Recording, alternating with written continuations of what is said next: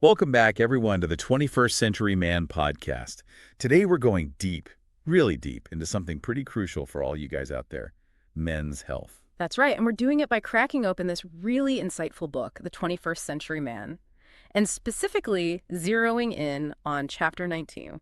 Yeah, Chapter 19 tackles infectious conditions in men, and our goal today is to, well, kind of sift through it all, separate what's really important from all the background noise. Exactly. Think of this as your cheat sheet to understanding what infections can really mean, especially as men get older, how they affect us differently. We're going right to the source here, tapping into the expertise of Dr. Josh Perlroth. Dr. Perlroth, he's an infectious disease specialist, so he knows his stuff, and he actually wrote this whole chapter.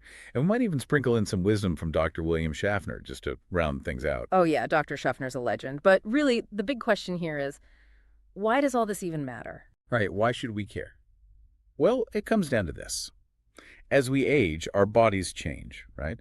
And our immune systems, those amazing defenses we have, they change too. Sometimes that means we're a bit more susceptible to getting sick, to those pesky infections. And that's exactly what we're diving into. We'll cover the whole spectrum, from those everyday bugs that just seem to hang around forever to those more serious conditions that really need our attention. But the focus is always going to be on what you need to know and what you can actually do about it. Actionable advice. That's what we're all about. So let's jump right in. The chapter starts off by tackling those chronic infections, the ones that can really drag on. And what's interesting is realizing that an infection isn't always like a quick sprint, in and out. Sometimes it's more like a marathon, and that recovery period, it can have its own challenges. It's like dealing with the aftermath, the lingering effects. All right. And the book starts with diverticulitis. Now, that's a mouthful, but it's basically an inflammation of these tiny pouches that can form in the wall of your colon. So we're talking about diverticulosis and diverticulitis. Okay, let's break it down. Diverticulosis is just having those little pouches, the diverticula, in your colon wall. No big deal, right? Well, not necessarily a big deal on its own, but Dr. Perlroth points out that it's becoming super common, especially in Western countries. And guess what? About half of all people aged 60 and over have these pouches. Wow, half. That's a lot. It is. And a big reason, according to the book, is a lack of fiber in our diets. That good stuff you find in fruits and vegetables. It's like our colon needs that fiber to keep things moving smoothly. Exactly. Think of it like a well-oiled machine. Without enough fiber, things get kind of backed up, and that creates pressure points where these pouches, the diverticula, can form. And when those pouches get inflamed, bam, you've got diverticulitis. Ouch, not fun. And I guess with so many people having diverticulosis, the chances of developing diverticulitis are pretty high too. You got it. About 25% of folks with those pouches will eventually experience diverticulitis. And get this, by age 80, almost everyone has symptoms. So it's not just about avoiding discomfort in the moment, it's about preventing potential problems down the road. Exactly. Now, switching gears a bit, the next topic might not be what you'd expect when thinking about older adults: sexually transmitted infections. STIs. Yeah. Yeah, you might think that's a younger person's problem, but that's not always the case. Unfortunately, no. Infections like syphilis, gonorrhea, chlamydia, even HIV, they don't discriminate based on age. And the numbers are pretty sobering.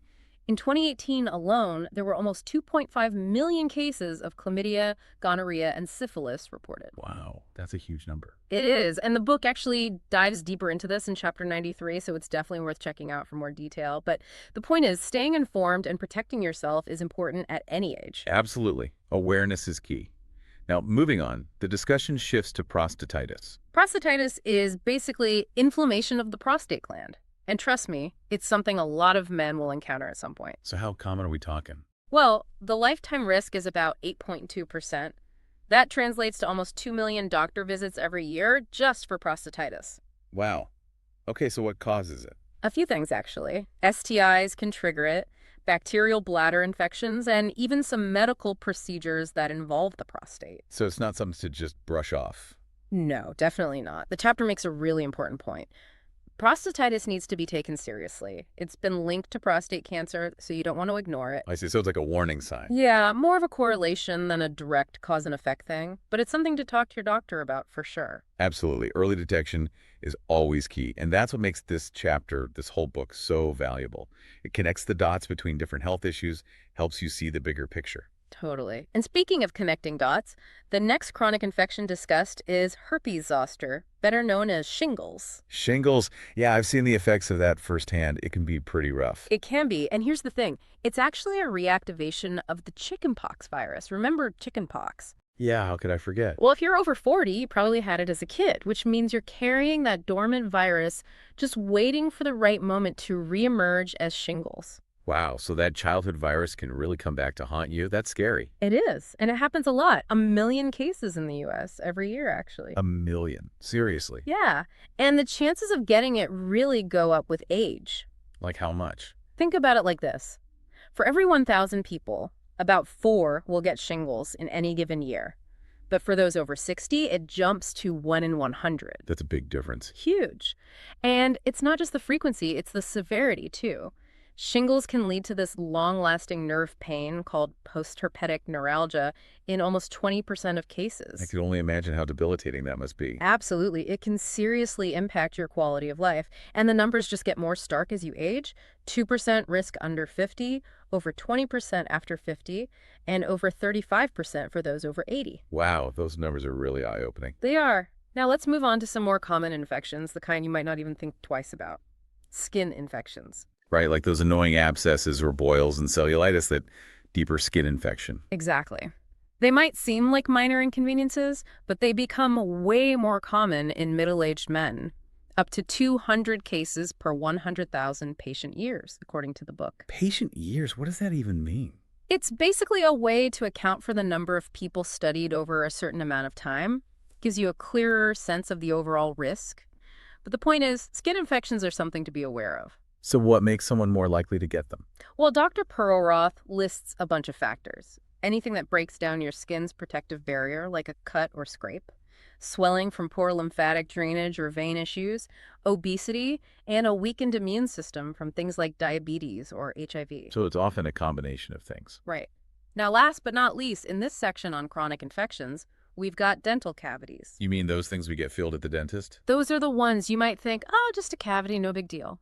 But Dr. Perlroth shares his experience of seeing some really tricky dental infections, the kind that don't go away easily. So even something seemingly minor can become complicated. Exactly. And it's a good reminder to take care of your teeth. In fact, chapter 53 of the book is all about optimal dental care, so definitely check that out. Prevention is key, right? Always. Okay, now we're moving into the heavy hitters, severe infections.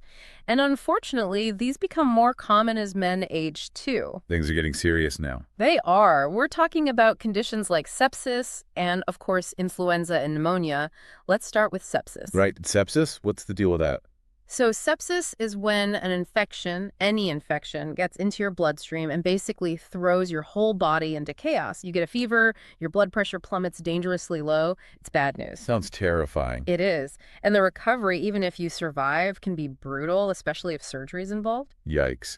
And I remember reading that sepsis can even lead to septic shock, which is basically a death sentence, right? Sadly, you're right. And the statistics are pretty grim. According to the CDC, 1.7 million Americans develop sepsis every year, and 270,000 of them die.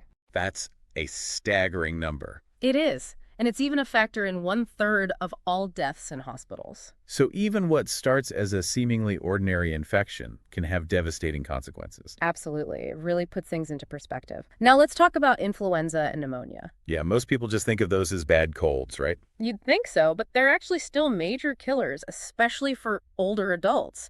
They're consistently in the top 10 causes of death. Wow, I had no idea. It's true. The CDC reports 250,000 hospitalizations for pneumonia each year, and around 50,000 people die from it. So these are not just minor inconveniences. No, they're serious threats. Now, the next section of the chapter dives into what makes men more vulnerable to these infections. The risk factors, right? Exactly, and there's a pretty long list. First up is obesity. Obesity. I can see how that might make things more complicated. It does. Dr. Perlroth explains that it affects everything from antibiotic dosage to recovery time, even surgical outcomes. Makes sense. So what else is on the list? Well, unfortunately, just getting older is a risk factor in itself. Father time is undefeated, right? Pretty much. As we age, our immune systems just don't function as well. Think of it like this.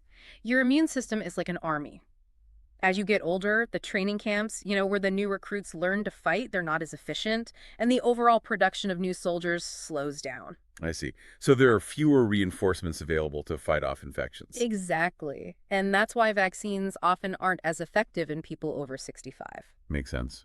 What about stress? Everyone knows stress is bad for you, right? It is, and the chapter specifically links it to poorer immune health. So managing stress is important. Hugely important. And then there's excessive alcohol consumption. The booze. Chronic alcohol use can damage your liver, and your liver plays a key role in your immune system. So too much alcohol can weaken your defenses. Right, and it specifically increases the risk of this nasty infection called Vibrio vulnificus, which you can get from eating raw shellfish, especially oysters. Raw oysters, so keep that in mind. You should. It can also make other bacterial infections worse. So moderation is key, especially as you get older. Good advice. Now, what about those everyday bugs we get from our families? Yeah, those seemingly harmless infections that kids bring home from school or daycare. Like what? Things like parvovirus, Coxsackie virus, which causes hand, foot, and mouth disease, influenza, chickenpox, strep throat. These can be surprisingly tough on adults who haven't had them before. So even though they seem minor, they can pack a punch. Exactly. Now, another thing to consider is travel.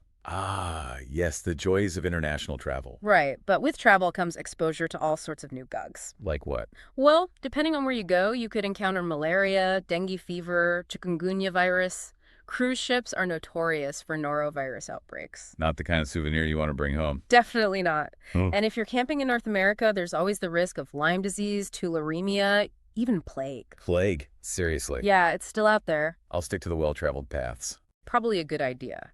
And no matter where you go, there's always the risk of traveler's diarrhea. Yes, the dreaded traveler's trot. The book actually recommends getting vaccinated for typhoid and yellow fever if you're traveling to certain areas and carrying antibiotics for diarrhea, just in case. Smart advice. Now, another risk factor that's becoming more common is the use of immune-suppressing medications. What kind of medications are we talking about? These are drugs used to treat things like rheumatoid arthritis, autoimmune diseases, and even cancer. They work by basically dialing down the immune system's activity. So it's like intentionally weakening your defenses. In a way, yes, but it's necessary to manage those conditions. The downside is that it leaves you more vulnerable to opportunistic infections, the kind that wouldn't normally affect someone with a healthy immune system. I see, it's a trade-off. Right. Now, another big issue is antibiotic overuse. I've heard about that. Antibiotic resistance, right? Exactly.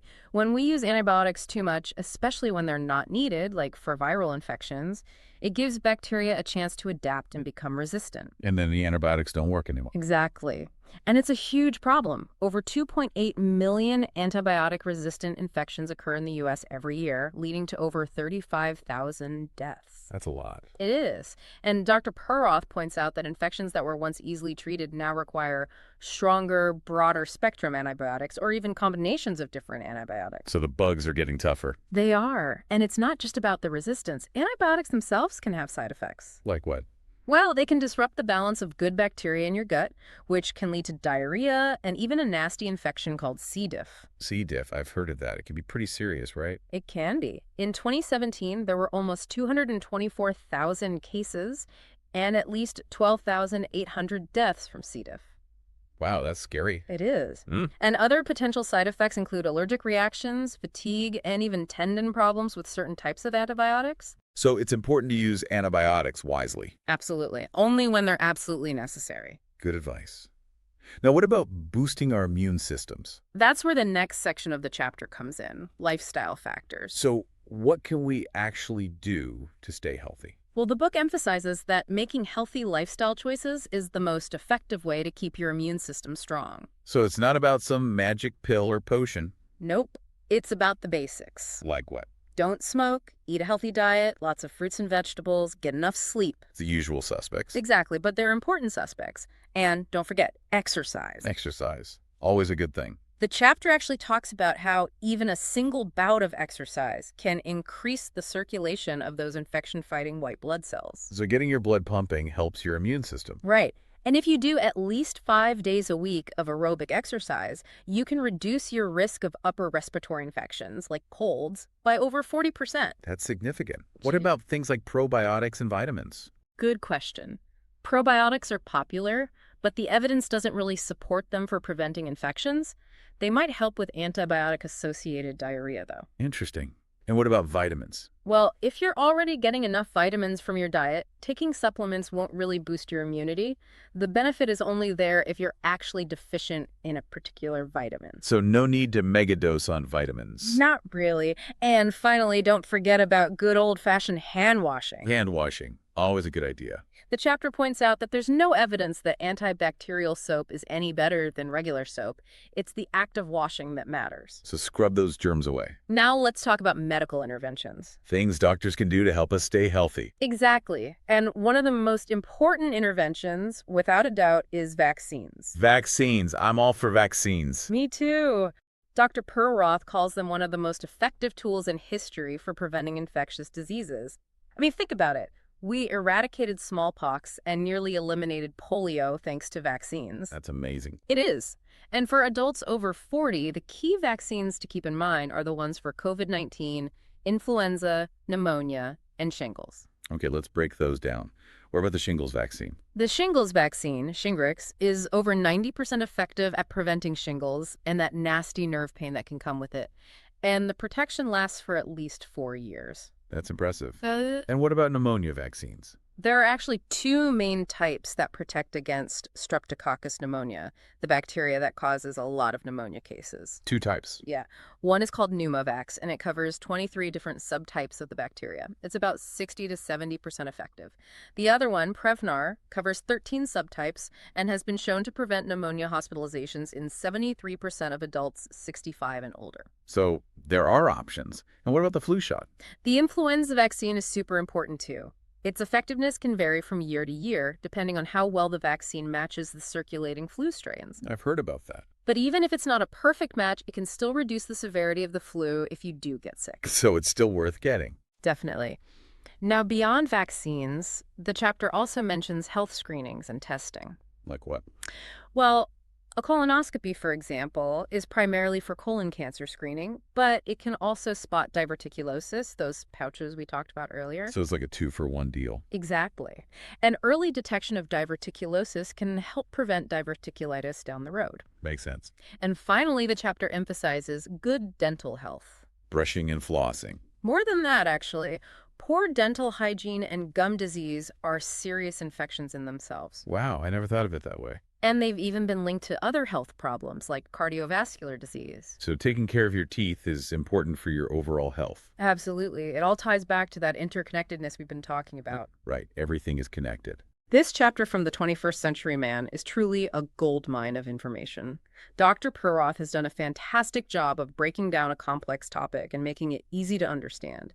And he doesn't just tell you what the problems are. He gives you practical advice on what you can do about them. I totally agree. This is an invaluable resource for any man who wants to take control of his health, especially as he gets older. Absolutely. And we highly recommend reading Chapter 19 in its entirety and, frankly, the whole book. It's packed with insights that can help you live a longer, healthier life. Couldn't have said it better myself. Ah. So there you have it, folks. That's our deep dive into Chapter 19 of the 21st Century Man. Stay tuned, because next time we'll be exploring Chapter 20, how your immune system works. We'll be building on what we discussed today and going even deeper into those amazing defense mechanisms that keep us healthy. Until then, be well, stay informed, and take good care of yourselves. See you next time.